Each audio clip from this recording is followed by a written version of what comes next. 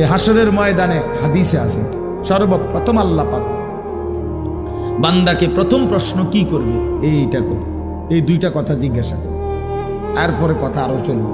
বাকি প্রথম বলবে, বলো তো আমি কি মোট এতদিন এত ঘন্টা তোমাকে সুস্থ রাখি নাই? আমি কি তোমাকে তৃষ্ণার্ত অবস্থায় প্রতিবার পানি পান করাই নাই? একবারও মনে পড়লো না আমার? এমন তৃষ্ণার মুহূর্তে যদি এক গ্লাস পানি না পাইতা কি হইতো? অথচ সেই পানি পান করে একটা বার আলহামদুলিল্লাহ বলতে হয়, এটাও তো বললাম,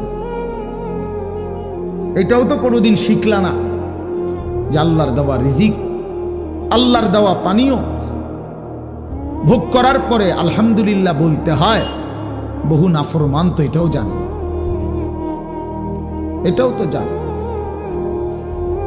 পেট ভরে খেয়ে তো একটা বার আলহামদুলিল্লাহও বলে না।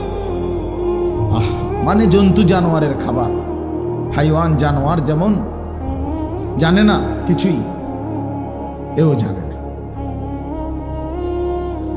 এই জন্য বাপ চলেন আমি আমার আয়াতটা বলি। তাহলে আমার বলার উদ্দেশ্য হলো আমরা এই কথা হৃদয় দিয়ে অনুভব করা, আমাদের আখিরাত আছে, আমাদের পরকাল আছে, আমাদের মৃত্যু পরবর্তী একটা জিন্দেগি আছে, এটা নিশ্চিত, এটা সত্য, শতভাগ সত্য।